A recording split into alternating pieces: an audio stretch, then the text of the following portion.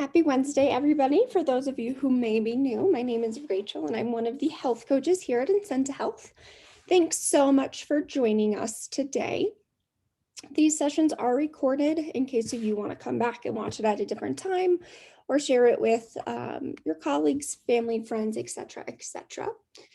Those of you that have been here a time or two know that I like to open us up with some sort of icebreaker. And today, my question for you all is, what is one thing that you are excited for in the next couple months? Something maybe that we weren't able to do last year, but we can do this year. Maybe it's something completely new. Feel free to take yourself off mute, put it in the chat, whatever is easiest for you. Just something you're excited for in the next season. How about that?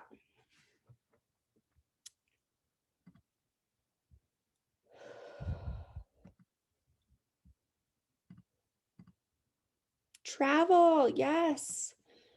Kristen, do you have any travel plans already set in stone? Anywhere cool? Not yet. Still kind of gauging where we want to go, but probably still sticking within the country. Yeah, that's fair. That is fair. Well, awesome. Anyone else? Something you look forward to this summer? I personally just bought a stand-up paddleboard and it's on its way and I'm really pumped to try that this summer. Lori says swimming. Lori, are you in a pool swimmer or are you going to a natural body of water to swim? Pool. You can do it outside. Family get-togethers, barbecues, Vegas. Yes, that sounds like so much fun. Traveling for sure to some all-inclusive resort. Awesome. Take me with you. That sounds like so much fun. And please remember to wear your sunscreen. I'm a stickler on sunscreen.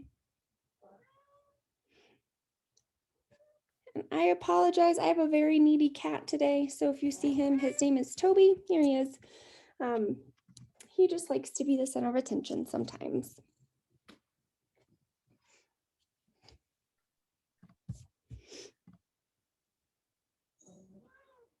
Travel. Yes. More Mexico travel. Wonderful. Still wear your sunscreen, please.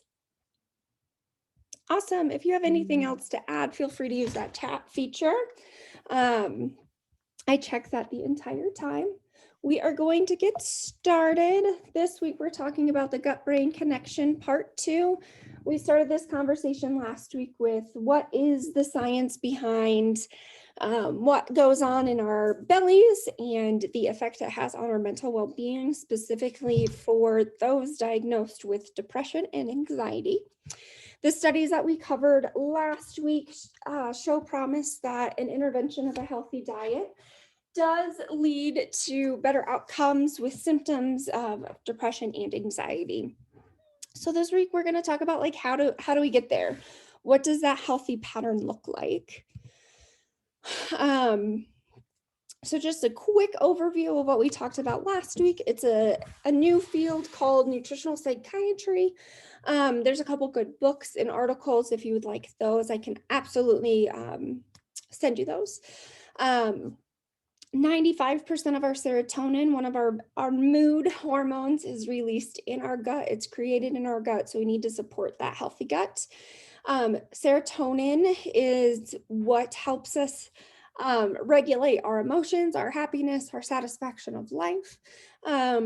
Common medications for depression and anxiety tend to be an SSRI or a selective serotonin reuptake inhibitor. So by increasing the amount of serotonin that we have in our body, hopefully that means that we don't have to have as much of it taken up by a medication. And I will preface this with, I am not a mental health professional. I've worked very closely with mental health professionals, both on a personal basis, plus in a past life. So what I am giving you is the science to the best of my ability, but I cannot diagnose, treat, anything like that. And if you are struggling with depression, anxiety, or another mental health concern, please reach out to your doctor. You can reach out to us and we can get you connected with somebody that might help. And if you are in crisis, please, please, please call the Colorado Crisis line or 911. These are things to help you set yourself up for success long term. But if you are in need of help right now, please, please, please, I empower you to seek that out. Awesome. So what does it look like to eat well to support your mental health? Lo and behold, the secret isn't anything special. Maybe prebiotics and probiotics, but really it's a plant-based diet. Doesn't mean we don't eat meat, but a plant-based diet, and we want to eat most of our meals. I'm sorry, I'm not feeling too hot today. We want to eat most of our meals that are plant-based, and this can be any sort of plant. Kale, spinach, dark leafy greens, sweet potato, lentils, quinoa, things that are high in nutrients and pretty low in calories. While we want most of our plate to look plant-based, and I'm not saying any of this of like you have to eat a lot of salads. There are ways to be plant-based without eating a lot of raw lettuce. And we can absolutely talk about that. We also add lean meats. I apologize. This is Noodle. She also likes to be the center of attention. When we do add in meats, we're looking at those lean meats, particularly poultry, chicken and turkey. And we want to specifically look for, like in the ideal world, we want pasture raised, non-antibiotic fed, so really quality meat. Red meat, yes, in moderation is fine. It gives us a lot of good nutrients, but we don't want to eat it as frequently as some of us do in this country. Thanks, Patricia. I love my fur babies too. This lean meats also includes fishes. They're called the smash fishes, smash fish. Salmon, mackerel, I believe it's anchovies, sardines, and herring are the 5 that bring you the most bang for your buck, the highest in those omega-3s. Omega-3 fatty acids also support optimal brain health. Specifically, I don't know if any of you are trying to get pregnant, but omega-3 fatty acids have shown a really great outcome in fetal development. One of my professors in college was like the nation's leading researcher around that. So those fish will help give those omega-3 fatty acids. Those ones are less inflammatory than some of our other fatty acids, and they help regulate like our blood sugar and our cholesterol and things like that. So when looking for a animal-based meat or a protein source, look for lean and look for those wild caught fish. Healthy fats, anything that is either directly animal derived or plant derived are the healthy ones. So things like avocado, super healthy, a little calorically dense, but it keeps you full for a long time. So avocado oils, your nuts and nut butters are really good sources of those healthy fats. And true butter, like straight from the cow butter is considered a healthy fat. And then some cheeses, also healthy fats. I myself am not a huge proponent of like drinking cow's milk. And there's not really a ton of evidence that says it's beneficial to us. So I took that completely out of that fat category. Some things to stay away from when we're trying to support a healthy gut in terms of fat. We want to stay away from anything that has trans fats in it. Trans fats are not found in the wild. You cannot go out and like cattle or raise your own cattle and eat them and find trans fats. They just don't occur out in nature. They are completely hydrogenated by man. They're specifically in like fried foods or highly processed baked goods. So while we love donuts, probably not the best every day. Other fats to stay away from: straight vegetable oil has not been proven to be very supportive in a healthful diet.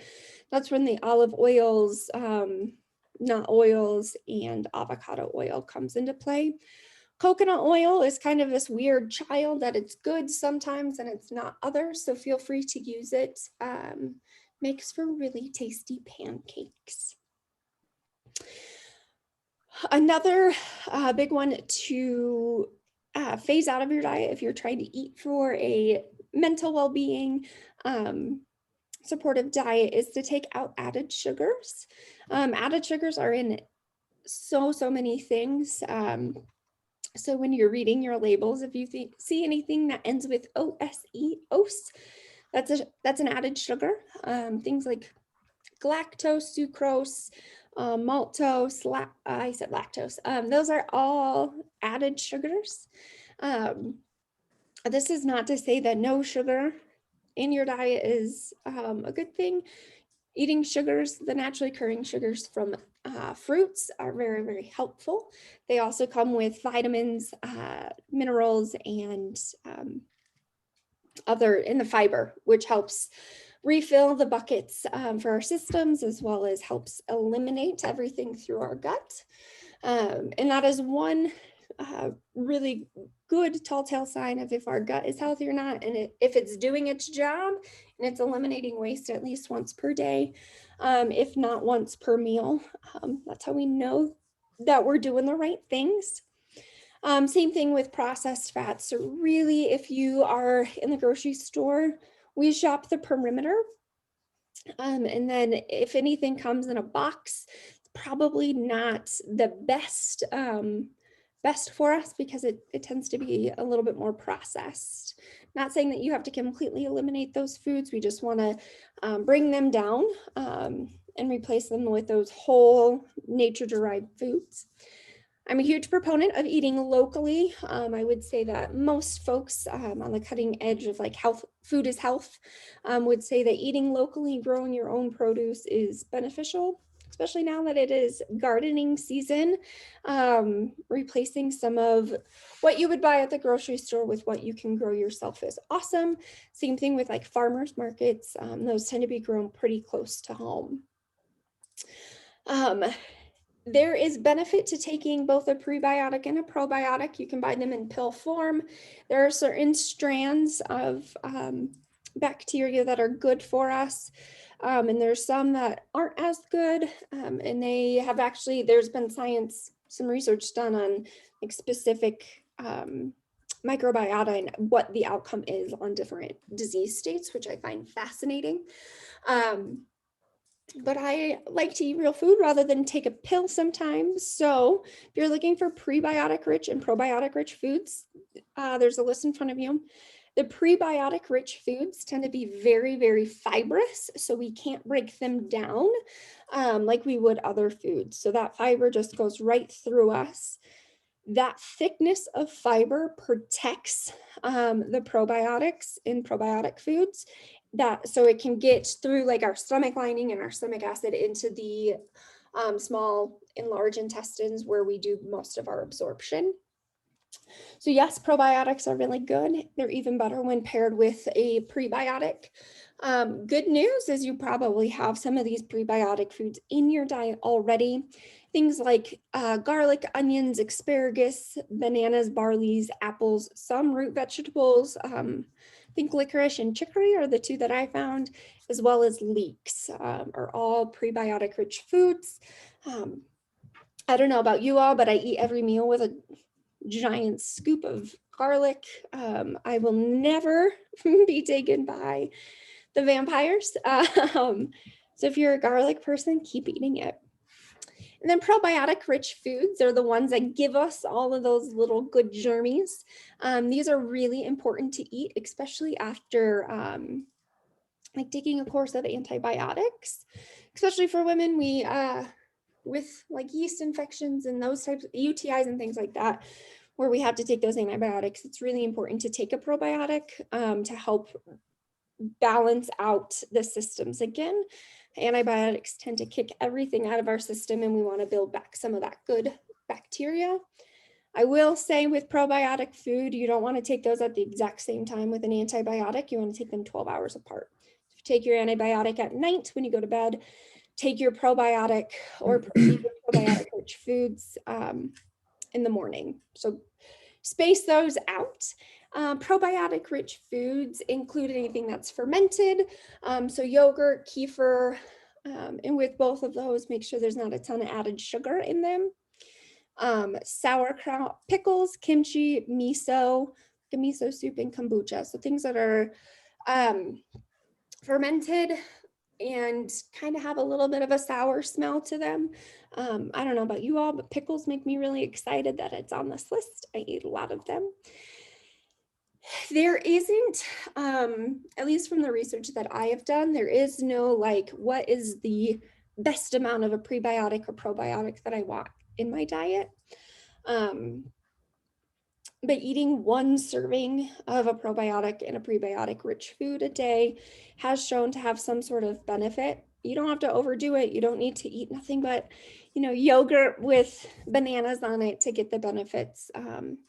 A yogurt once a day is helpful. Greek yogurt tends to also do really well because it doesn't have as much of that sugar in it, and it has a little bit more protein. Patricia asks, is organic jarred sauerkraut from Natural Grocers good? My best friend makes her own sauerkraut, but I don't have the patience for that. I would say yes. Organic, jarred, however you want to get it. Things that have the floaties in it tend to be a little bit better.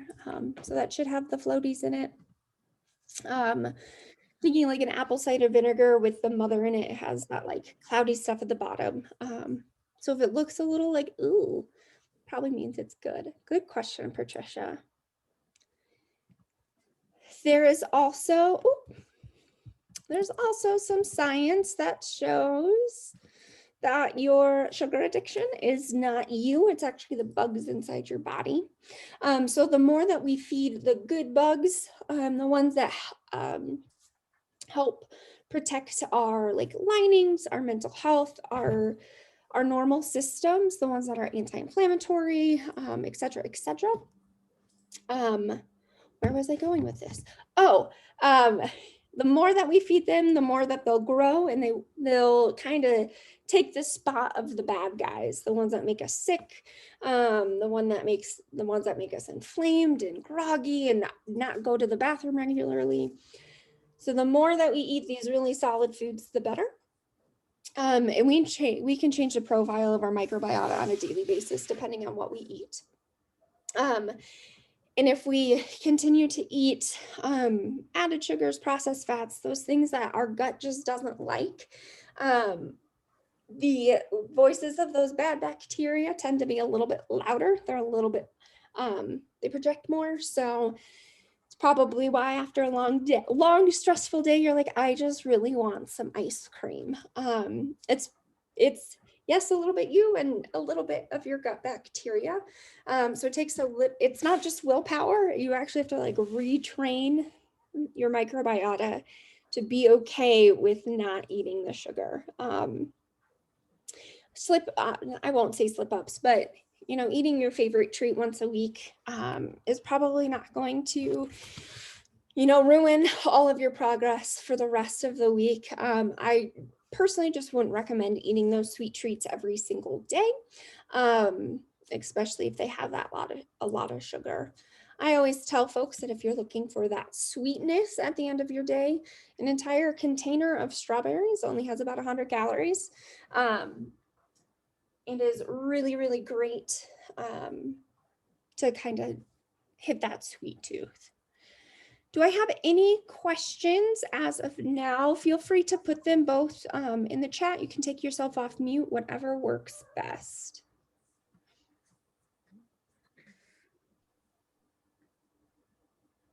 Oh, well, you all are easy.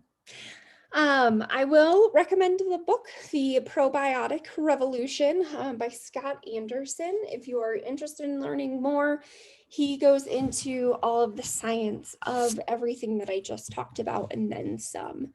I liked the book so much that I actually went to go buy it last week. So you can catch up on our blog at any time. These sessions are recorded. We put them online. It takes about 2 days. But head over to incentihealth.com/wellness chats at any time. You can find any of these weekly wellness talks. Feel free to share that link with your networks. The more, the merrier. Next week is the end of the month. Where is this year going? Feel free to send us your questions for a health coach. This Google form will be emailed out to you, or I can put it in the chat. If you have any questions, you can send them directly in that Google form, or you can email them to us at personal.trainer@incentihealth.com. We will take your questions through the end of Tuesday. If you get it in on Wednesday, that's fine. We'll just put it in June's Q&A. Feel free to connect with us as well. If you open up the Incenta Health app, you can call, email, or chat with us, which starts in instant message with one of our health coaches. We are available Monday through Friday, 8 to 5 Mountain Standard Time. If you have questions about what we covered today or in the past, one of our coaches will be happy to have those conversations with you.